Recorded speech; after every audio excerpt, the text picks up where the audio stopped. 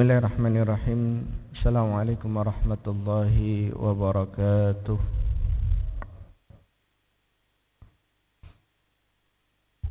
Alhamdulillahilladzi bi ni'matihi tatimmus shalihat kama yuhibbu rabbuna wa yarda. Allahumma ati nufusana taqwaha wa zakkiha anta khairu man zakkaha anta waliyuha wa maulaha. Alhamdulillah, pada malam hari ini kita bisa menjalankan sholat maghrib dengan berjamaah, yang mana sholat berjamaah dibandingkan dengan sholat sendiri itu perbedaan derajatnya atau selisih pahalanya adalah 20 derajat. Sebagaimana sabda Rasulullah, salatul jama'ati tafdulu min salatil fadzi bi 27 darajah. Perbedaan derajat antara salat berjamaah dengan salat sendiri itu 27 derajat perbandingannya.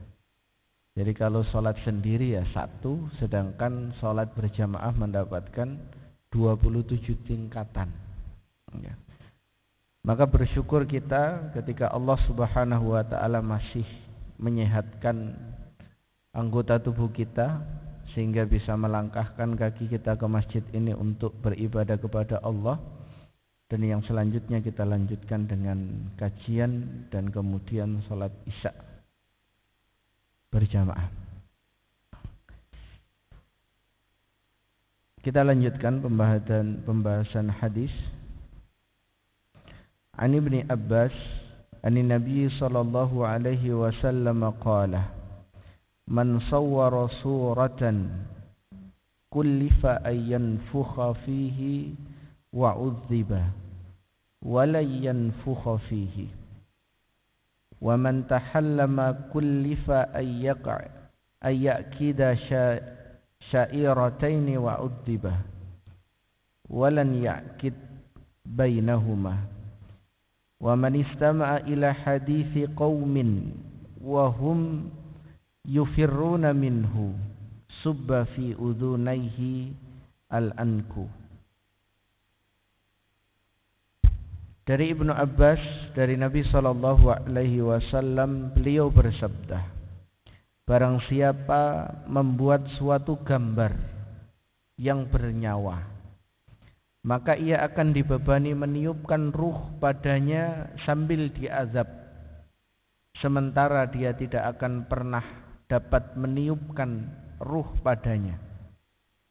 Dan barang siapa yang mengaku bahwa dia melihat sesuatu dalam mimpi, padahal tidak, dia akan diperintahkan untuk menyambung 2 biji gandum sambil diazab, dan dia tidak akan dapat menyambung keduanya.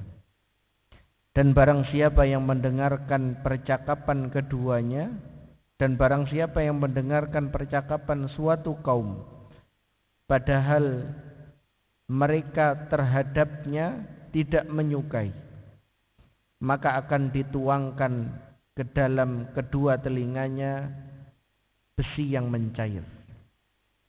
Ya. Di dalam hadis ini Allah Subhanahu wa ta'ala melalui lisan Rasulullah sallallahu alaihi wasallam menunjukkan ada 3 hal yang diharamkan, ya, bagi seorang muslim. Yang pertama adalah membuat gambar yang mempunyai bentuk utuh atau sesuatu yang mempunyai nyawa. Di dalam bab taswir atau menggambar itu para ulama menjelaskan ada 2 bentuk penggambaran, ya. Yang tentunya 2 bentuk ini dilarang di dalam Islam. Yang pertama adalah menggambar atau dalam bentuk dia membuat patung. Jadi taswir itu menggambar dalam membentuk patung. Ini juga diharamkan. Atau menggambar dalam bentuk lukisan. Ya. Dan di dalamnya dia menggambar makhluk yang bernyawa. Jadi yang pertama adalah membuat patung. Nah, ini sebagaimana para penyembah berhala gitu ya. Dia membuat patung, awalnya ya hanya sebagai hiasan saja. Tapi kemudian kelak di akhirat dia akan dimintai oleh Allah Subhanahu wa taala untuk meniupkan ruh. Dan dalam keadaan tersebut dia diazab oleh Allah Subhanahu wa taala. Kemudian atau dalam lukisan. Karena di dalam Islam pun ya, hukum foto itu para jumhur ulama mengatakan ya walaupun banyak yang tidak mengatakan haram akan tapi makruh. Ya. Jadi kalau bisa dihindari ya dihindari. Karena bagaimanapun juga hal tersebut ya daripada menimbulkan manfaat itu banyak menimbulkan madarat. Berapa banyak hari ini orang yang tergoda karena banyak wanita yang ngeposting fotonya di sosial media gitu ya. Ataupun yang lain sebagainya. Atau hal tersebut menimbulkan rasa hasud ya. Rasa hasad terhadap orang lain. Ya, ketika foto dia menggunakan pakaian yang bagus, ya kalau orangnya yang melihat hatinya bersih. Kalau buruk, wah, ada rasa iri yang ditimbulkan. Atau berapa banyak orang yang foto sambil menampilkan harta kekayaan yang dia miliki, gitu ya, dinampakkan semuanya. Jadi itu menyebabkan orang lain iri. Kemudian yang kedua, mengaku-ngaku bermimpi dengan berbohong. Ya, yang pertama menggambar, kemudian mengaku-ngaku dalam mimpinya. Saya tadi malam mimpi ya, bertemu Rasulullah atau bertemu si fulan atau bertemu Ustadz fulan kemudian menasihatkan seperti ini. Gitu. Padahal dia tadi malam tidak bermimpi apapun. Lah kelak di akhirat orang-orang seperti ini, orang-orang yang mengaku-ngaku dalam mimpinya telah melihat sesuatu padahal dia tidak melihatnya, maka di akhirat dia akan diperintahkan oleh Allah Subhanahu wa taala untuk menggabungkan 2 biji gandum jadi 1. Dan dalam hadisnya dia tidak akan bisa, dan dalam keadaan berusaha menyambung tersebut dia pun terus diazab oleh Allah Subhanahu wa taala. Di dalam penjelasan hadis ini tentang ya menggabungkan biji gandum. Ya. Ini sebenarnya Allah Subhanahu wa taala hendak memberikan peringatan keras kepada manusia bahwasanya engkau itu adalah seorang hamba yang sangat lemah. Disuruh menggabungkan 2 biji gandum saja tidak bisa. Jadi jangan kemudian ada sifat sombong di dalam hati kita sebagaimana yang Allah Subhanahu wa taala firmankan wala tamshi fil ardi maraha. Dan janganlah engkau berjalan di muka bumi dalam keadaan angkuh. Nah, kita disuruh menggabungkan 2 biji gandum saja tidak bisa. Itu mau bersikap sombong.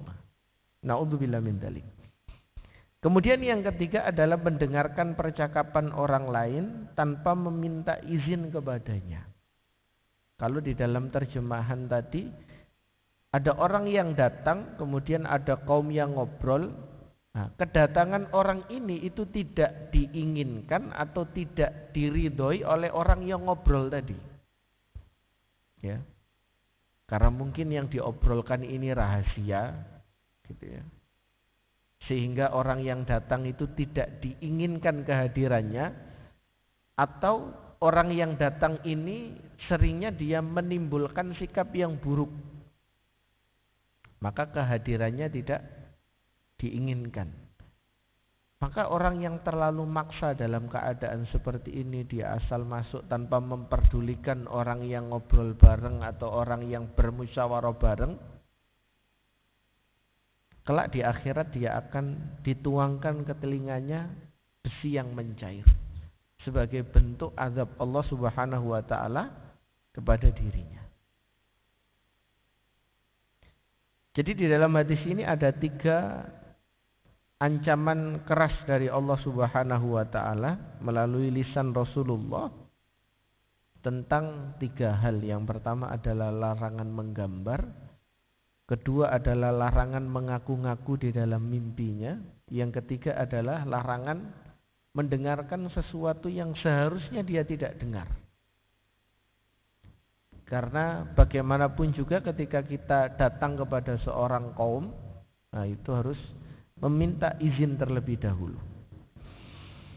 Hadis selanjutnya, sami'tu Anas bin Malik wa huwa ma'al hakami amir bil Basrah ala sarir yaqulu kana an-nabiyyu sallallahu alaihi wasallam idza kana al-harru abrada bis shalah wa idza kana al-bardu bakkara bis shalah. Aku mendengar Anas bin Malik ketika bersama Al-Hakam Amir Basrah duduk di atas tempat tidur, ia berkata, Rasulullah sallallahu alaihi wasallam bila mana udara panas, beliau menunda salat zuhur hingga udara menjadi dingin. Sebaliknya, jika udara dingin, beliau menyegerakan salat. Jadi kalau dalam kondisi panas, nah itu ditunda sholat duhurnya. Nah, tapi kalau dingin, nah disegerakan. Di dalam hadis ini Rasulullah menjelaskan, atau para ulama, jumhur ulama, ya, berpendapat bahwa boleh mengakhirkan sholat duhur di saat panas terik hingga udara agak mendingin. Akan tetapi kalau posisi suhu udara dingin, itu boleh untuk disegerakan. Akan tetapi di sini ada keterangan bahwasanya hal tersebut dikarenakan memang di zaman Rasulullah itu tempat sholatnya, tempat sujudnya itu padang pasir, ya, bukan granit, Pak. Bukan masjid yang ber-AC. Jadi ini di sini tidak bisa dipraktekkan gitu ya. Karena mau panas bagaimanapun ya kondisi masjid tetap dingin gitu ya. Karena di zaman Rasulullah itu alasnya ya padang pasir. Sehingga kita bisa bayangkan panas di timur tengah kemudian ditambahi padang pasir bawahnya, dan sholat ya di dalam riwayat ada yang menggunakan alas kaki dan ada yang tidak menggunakan alas kaki. Bayangkan kalau kemudian orang tersebut sujud di atas padang pasir langsung. Ya, itu kalau ada teman yang sekolah di Sudan, dia masak telur itu cukup telur ditaruh ditutupi pasir, itu bisa matang. Itu bayangkan digunakan untuk sholat. Itu di zaman Rasulullah. Maka hal tersebut yang dilakukan oleh Rasulullah ketika panas sangat terik, beliau agak mengakhirkan waktu sholat.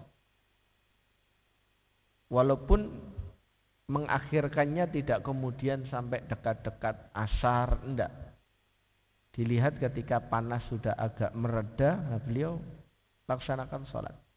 Tapi dengan catatan Pak ya, bukan berarti ketika mengakhirkan dan memajukan sholat atau menyegerakan sholat, bukan berarti nanti jam 11 ketika kondisi dingin sholat, enggak.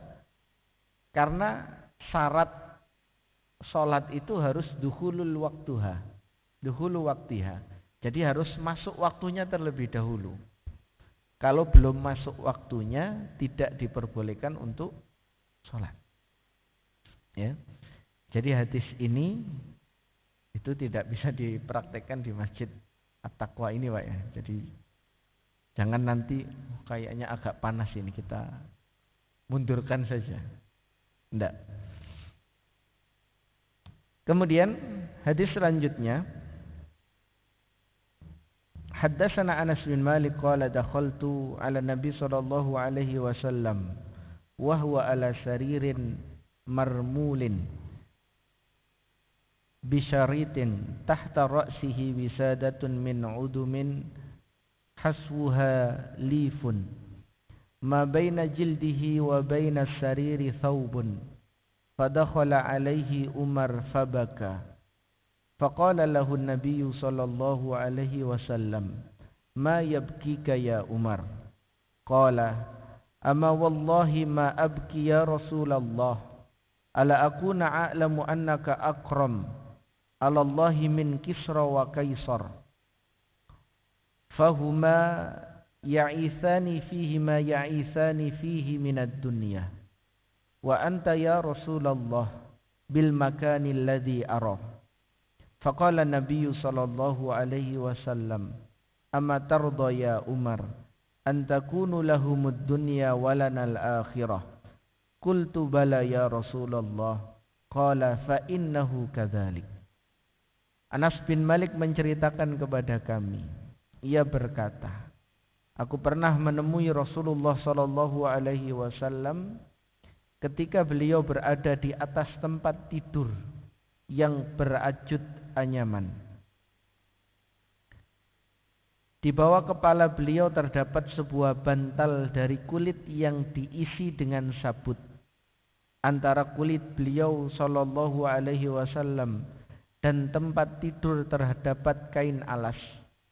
Lalu Umar bin Khattab radhiyallahu anhu masuk menemui beliau seraya menangis. Sehingga Rasulullah sallallahu alaihi wasallam bertanya padanya, apa yang membuatmu menangis wahai Umar? Dia lalu menjawab, demi Allah, wahai Rasulullah, aku tidak menangis sekiranya aku tidak tahu bahwa engkau lebih mulia di sisi Allah daripada Kisrah, Raja Persia, dan Kaisar, Raja Romawi. Keduanya berfoya-foya dengan apa yang mereka jalani di dunia. Sedangkan engkau, wahai Rasulullah, di tempat seperti yang aku lihat. Rasulullah sallallahu alaihi wasallam lalu bersabda, apakah engkau tidak rela wahai Umar, jika bagi mereka adalah kehidupan dunia dan bagi kita adalah kehidupan akhirat? Aku menjawab, benar wahai Rasulullah. Rasulullah sallallahu alaihi wasallam menjawab, memang begitulah. Dalam hadis ini menjelaskan satu tentang kesederhanaan Rasulullah sallallahu alaihi wasallam. Walaupun bisa dikatakan beliau adalah seorang pemimpin negara dari seluruh negara Islam pada waktu itu. Akan tapi beliau tidak kemudian bergelimang atau berfoya-foya dengan kekayaan, akan tapi beliau senantiasa hidup zuhud, lebih cinta terhadap akhirat daripada cinta terhadap dunia. Di dalam hadis yang lain Rasulullah bersabda, izhad fid dunya yuhibbakallah wazhad indan nasi yuhibbakan nas. Bersikap zuhudlah kalian kepada Allah Subhanahu wa taala, maka Allah akan cinta kepada kalian. Dan bersikap zuhudlah kalian kepada manusia, maka manusia pun akan cinta kepada kalian. Bersikap zuhud kepada Allah adalah membeli akhirat yang disiapkan oleh Allah dengan dunia yang dia miliki. Jadi setiap rezeki yang diberikan oleh Allah itu digunakan sebagai bantu loncatan untuk mendapatkan kampung akhirat. Dia tidak pernah sedikit pun kemudian mengeluarkan hartanya hanya untuk memenuhi hawa nafsunya saja. Akan tapi hal tersebut senantiasa digunakan untuk niatan beribadah kepada Allah Subhanahu wa taala. Wazhad fima indan nas. Dan zuhud kepada manusia adalah bersikap sederhana kepada manusia yang lainnya.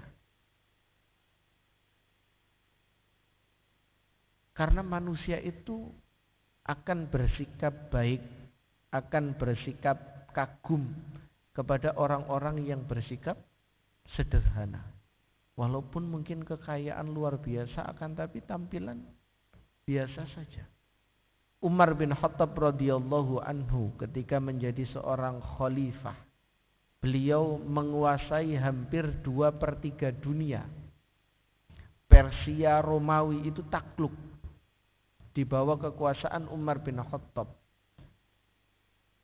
Harta rampasan perang yang di zaman Rasulullah itu ketika mendapatkan harta rampasan perang langsung dibagi habis. Dapat lagi dibagi habis, dapat lagi dibagi habis. Tapi kalau di zaman Umar bin Khattab dibagi, tidak habis-habis. Akhirnya Umar bin Khattab membuat Baitul Mal. Jadi Baitul Mal dibuat pertama kali oleh Umar bin Khattab. Karena harta kaum muslimin dari harta ghanimah itu terlalu banyak. Seorang pimpinan dari 2/3 dunia, ketika beliau mengambil kunci Al-Quds di Yerusalem, beliau menemui Patriarch Sophronius dengan pembantunya yang bernama Aslam. Itu beliau baju banyak tembelannya. Seorang pemimpin negara yang berhasil menaklukkan Al-Quds itu datang bajunya banyak tambalannya. Kalau sekarang kan tambalannya pangkat-pangkat, Pak ya. Ini enggak. Mungkin pangkatnya ya satu saja, radhiyallahu anhum wa radu'an. Nah, itu pangkat yang menjamin seseorang untuk masuk jannah. Kalau sekarang enggak. Dan orang-orang pun ketika melihat Umar datang itu mereka, oh ini kayaknya yang Umar bin Khattab ini yang naik kuda. Padahal pada waktu itu adalah giliran Aslam untuk naik kuda, Umar yang narik. Semua orang terkecoh, cuma satu saja, Patriarch Sophronius, si penjaga Yerusalem mengatakan enggak. Yang Umar bin Khattab adalah yang menarik kuda. Karena itu dijelaskan di dalam kitab-kitab kami. Ya. Jadi zuhud terhadap dunia. Maka di dalam sampai-sampai seorang ulama bernama Abdullah bin Mubarak. Beliau dilahirkan di Turki. Dan kemudian berdomisili di Khurasan. Beliau menulis 3 jilid buku yang bernama Az-Zuhdu. Diterjemahkan dengan judul Zuhud. Itu sampai 3 jilid, Pak. 1 jilidnya dalam buku terjemahan itu sekitar 400-an halaman lebih. Ya, jadi sekitar ada ya 1000 halaman lebih, 1200-an lebih. Itu hanya membahas tentang zuhud. Bagaimana kemudian seseorang manusia dia lebih mementingkan kehidupan akhirat dia daripada kehidupan dunia dia. Karena para ulama mengatakan ad-dunya itu darul amal wal akhirah darul jaza. Dunia itu adalah tempat bagi kita untuk beramal. Memperbanyak amal kita, memperbanyak menggunakan fasilitas kenikmatan, kekayaan, rezeki yang Allah Subhanahu wa taala berikan untuk segala kepentingan-kepentingan kita nanti di akhirat. Jadi kalau dikatakan Rasulullah kalau pengen kaya bisa kaya beliau. Karena 1/5 dari ghanimah itu untuk Rasulullah. Tapi setelah beliau mendapatkan bagian tersebut, beliau tidak pernah membawa bagian harta ghanimah sampai ke rumah. Ketika perjalanan beliau belok ke fakir miskin dibagikan, ke para janda dibagikan, kepada orang-orang yang tidak mampu dibagikan sampai rumah habis. Ya. Tapi bukan berarti nanti kalau dapat gaji ya pulang bagi-bagi dulu sampai rumah habis. Jadi seperti itu kehidupan Rasulullah. Wal akhirah darul jaza. Dan akhirat adalah tempat kita mendapatkan balasan dari Allah Subhanahu wa taala. Dan beruntunglah bagi orang yang bersikap zuhud terhadap dunia. Ya. Kemudian kedua, di dalam kandungan hadis ini anjuran tidak memakai alas tidur yang nyaman. Ini saya ketika membaca ini tadi agak kaget. Berarti nyaman-nyaman tidak boleh ya. Karena akan menimbulkan kemalasan dan banyak tidur serta lalai terhadap Allah Subhanahu wa taala. Maka adab di dalam sebelum tidur malam itu kan salah satunya berwudu dalam kondisi suci, memperbanyak zikir, miring ke sebelah kanan. Dan diusahakan alasnya tidak terlalu nyaman. Kenapa? Agar dia mudah terbangun untuk menjalankan qiyamul lail. Karena kita tahu bahwasanya qiyamul lail itu adalah da'bus sholihin, kebiasaan orang soleh. Jadi kalau tidak biasa menjalankan sholat qiyamul lail, berarti belum termasuk menjadi orang yang soleh. Ya. Jadi harus dibiasakan. Tidak harus 11 rakaat, ya, minimal witir. Kemudian kandungan hadis selanjutnya ada perhatian sahabat, terkhusus Umar bin Khattab radhiyallahu anhu. Beliau ini walaupun sebagai seorang mertua, ya, mertua Rasulullah sallallahu alaihi wasallam, tapi tetap memposisikan seorang Rasulullah, seorang Muhammad menjadi nabi dia. Jadi sangat dihormati. Biasanya kan beda, kalau mantu itu harus hormat kepada mertuanya. Tapi kalau untuk Rasulullah enggak, ya. Karena jelas Rasulullah adalah manusia yang paling mulia. Jadi walaupun Abu Bakar kemudian Umar bin Khattab yang menjadi mertua beliau, ya tetap hormat. Ya, karena seorang manusia terbaik. Kemudian keharusan memohon pertolongan kepada Allah dan berusaha memperoleh keselamatan di akhirat. Menjauhkan diri dari terpedaya hawa nafsu yang melalaikan serta terpesona dengan dunia. Jadi tolak ukur seorang muslim adalah dia mementingkan kehidupan akhirat daripada dunia. Sehingga kalau dia melihat kekayaan orang lain itu tidak iri. Karena hasad terhadap dunia itu adalah sesuatu yang dilarang. Sedangkan hasad terhadap satu ibadah seseorang itu adalah sesuatu yang dianjurkan. Oh, si fulan itu bisa puasa Senin Kamis, masa kok saya tidak bisa? Nah, itu iri yang positif. Tapi kalau itu si fulan beli mobil baru, masa kok saya tidak bisa? Ini iri yang negatif. Ya. Jadi bagaimana seseorang itu dia iri terhadap ibadah yang dilakukan oleh orang lain, bukan iri dengan kekayaan yang dimiliki oleh orang lain.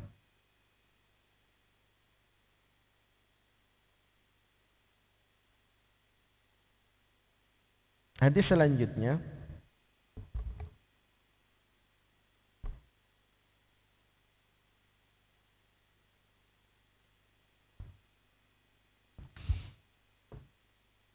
Sami'tu Sa'idin al-Maghburi yaqul marartu ala ibni Umar wa ma'ahu rajulun yatahaddatsu faqumtu ilaihima falatama fi sadri faqala idza wajadtu isnani yatahaddatsani fala takum ma'ahuma wa la tajlis ma'ahuma hatta yasta'dzinuhuma faqultu aslahakallahu ya abi abdirrahman innama rajautu an asma'a minkuma khairan.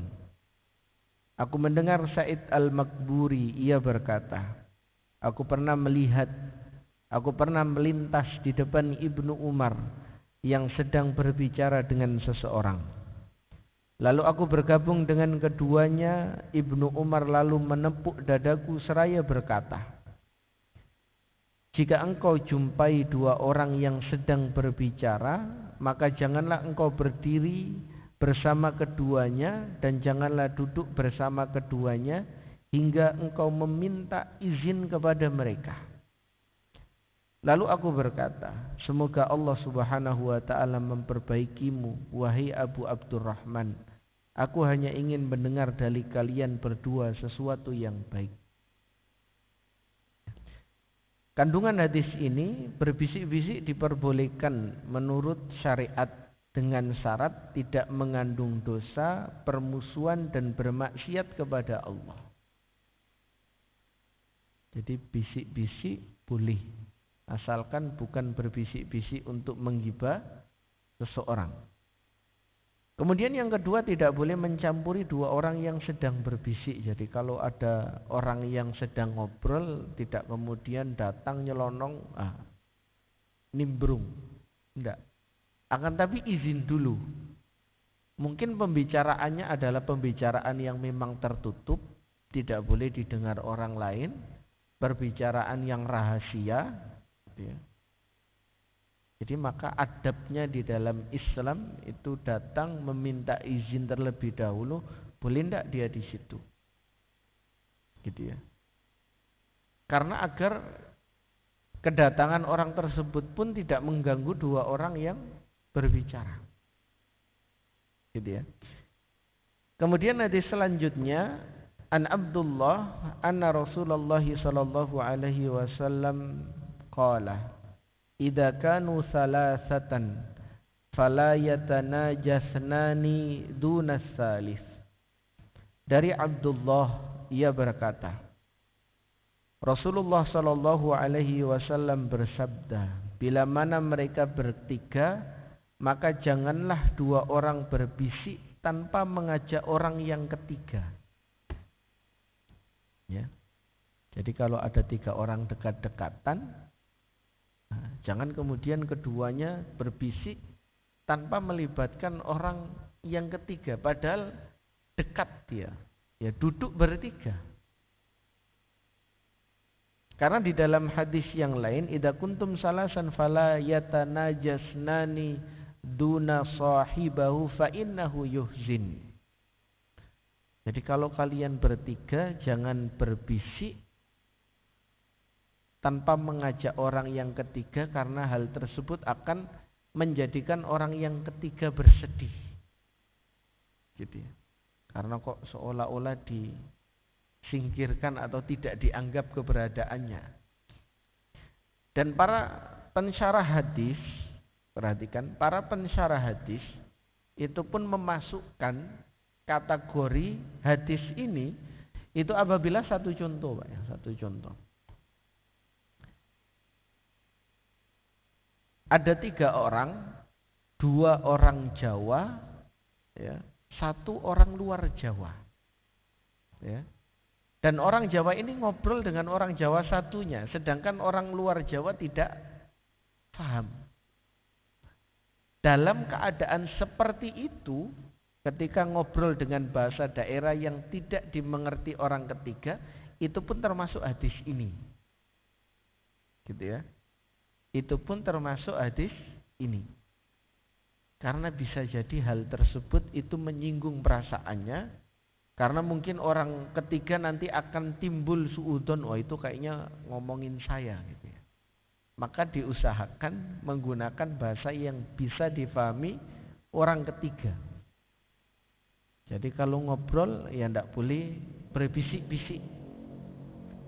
Karena jangan sampai kemudian menyinggung perasaan orang yang ketiga. Ya, jadi menggunakan bahasa daerah atau bahasa yang tidak dimengerti oleh orang ketiga pun itu pun termasuk hadis ini. Karena memang di dalam Islam itu sangat menjaga perasaan seseorang. Makanya kan sering saya sampaikan, di dalam kehidupan seorang muslim itu tidak hanya memperbaiki hubungan kita dengan Allah, akan tetapi kita harus juga memperbaiki hubungan kita dengan manusia. Bukan hanya hablum minallah, akan tetapi juga hablum minannas. Berapa banyak orang-orang yang kemudian sangat dibenci oleh Rasulullah ketika dia hanya sibuk beribadah akan tapi tidak memperdulikan orang lain. Suatu hari Abdullah bin Ummi Maktum itu biasa beliau sholat di belakang Rasulullah, kemudian pulang ke kaumnya menjadi imam di kaumnya. Ya, jadi beliau jamaah dengan Rasulullah, kemudian pulang jadi imam lagi. Jadi makmum Rasulullah, kemudian pulang jadi imam. Kemudian ada seseorang yang datang kepada Rasulullah dari kaumnya Abdullah bin Ummi Maktum. Dia mengatakan, wahai Rasulullah, Abdullah bin Ummi Maktum ini kalau sholat panjang.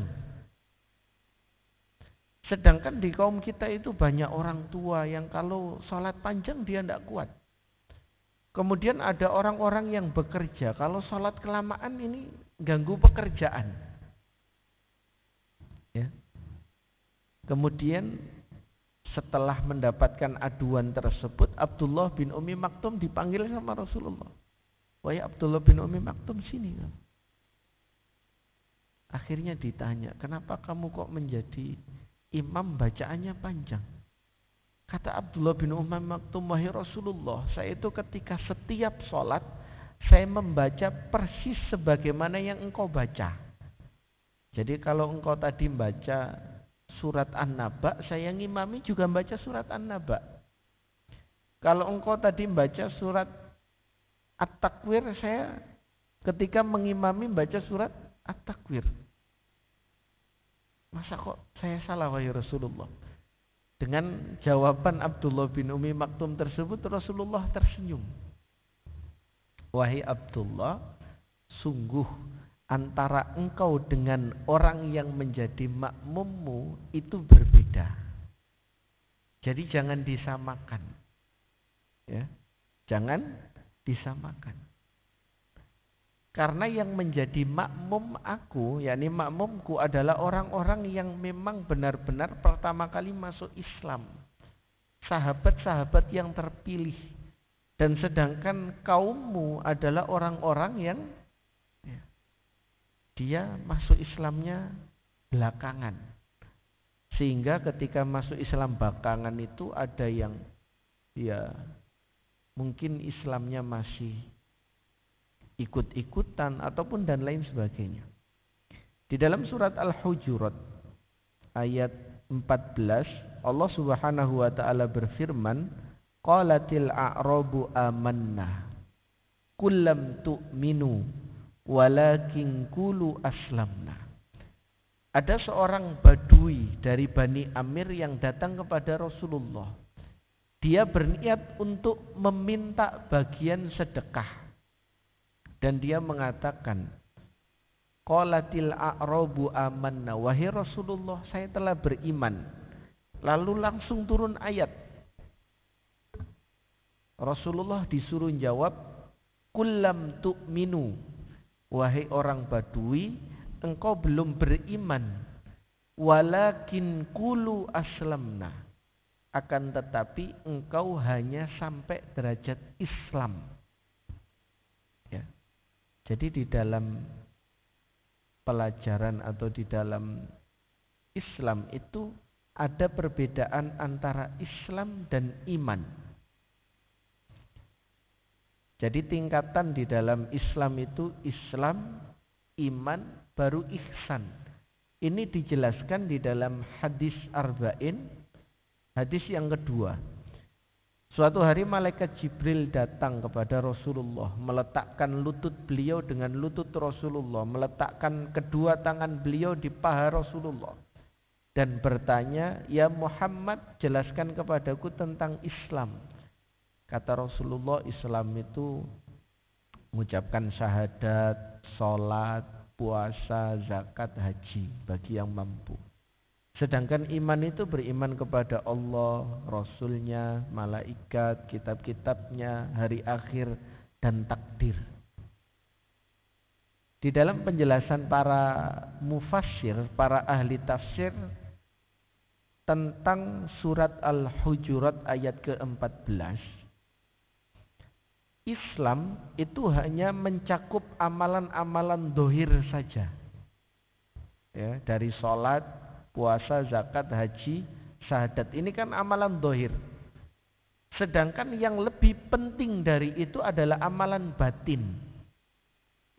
Berapa banyak orang hari ini yang sholat dari awal takbir sampai salam dia tidak khusyuk. Raganya sholat tapi hatinya melayang kemana-mana. Maka para ulama mengatakan tingkatan iman itu lebih tinggi daripada tingkatan Islam. Karena Islam itu hanya amalan zahir, sedangkan iman adalah amalan batin. Ya. Jadi seperti itu.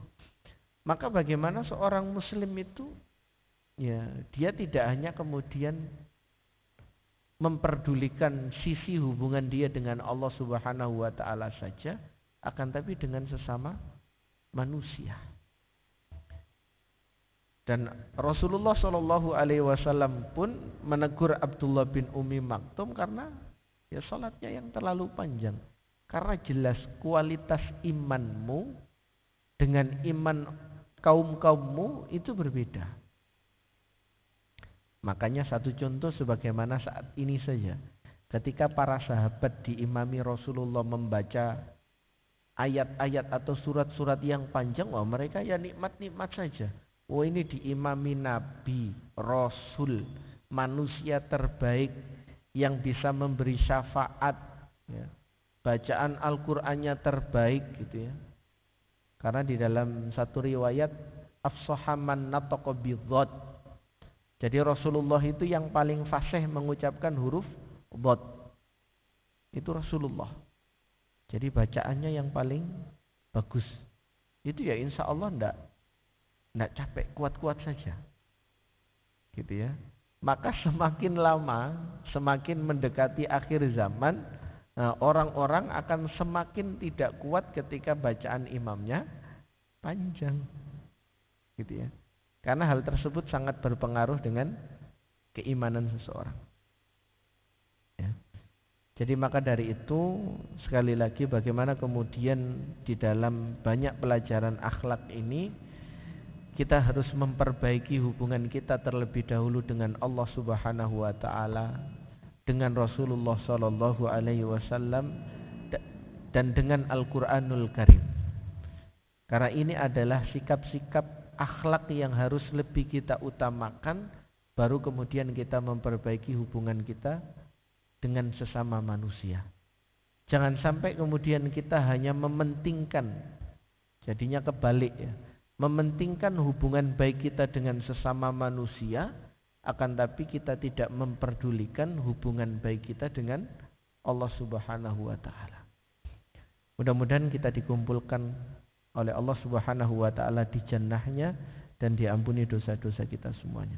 Kita tutup dengan bacaan hamdalah, alhamdulillahirabbil alamin, dan doa kafaratul majlis. Subhanakallahumma wa